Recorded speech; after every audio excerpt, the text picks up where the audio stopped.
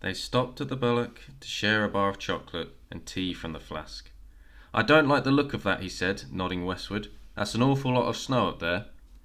They both considered the thickening sky. Behind them, the broad white shoulder of the ridge that they had just descended hid the first summit from view. The ridge looked much steeper from below. The thought of climbing back up was not appealing. "What are you thinking?" she asked. It was still only 1 o'clock. Neither of them was keen to retreat. "In distance, it's almost as far to go back as it is to go on," he said. "But there's another 300 metres of ascent if we carry on. Won't be much fun if the snow gets really bad. The sensible thing would be to, side on the air of caution. Come back another day for a second peek." But then they were both fit, experienced hill walkers, and they had all the right gear. They were not reckless people.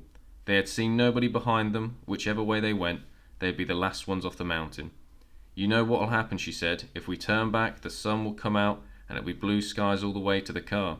Whereas if we go, there'll be a blizzard and we'll get lost, and the mountain rescue boys will say we're bloody idiots, and it'll be very embarrassing, assuming we don't die." "Well, let's not do that," she said. "Not yet." They watched the western sky a minute or two longer. "More tea?" she asked. "No thanks," he said, and she shook out the lid and shook the flask in her rucksack and sewed it up. "There's certainly no point in hanging about here," she said. "The light's good for another 3 hours, but it's a long walk out." A few snowflakes were falling. "Well," he said, "it's decision time." "What the hell?" she said. "When are we going to be here again? Not for years."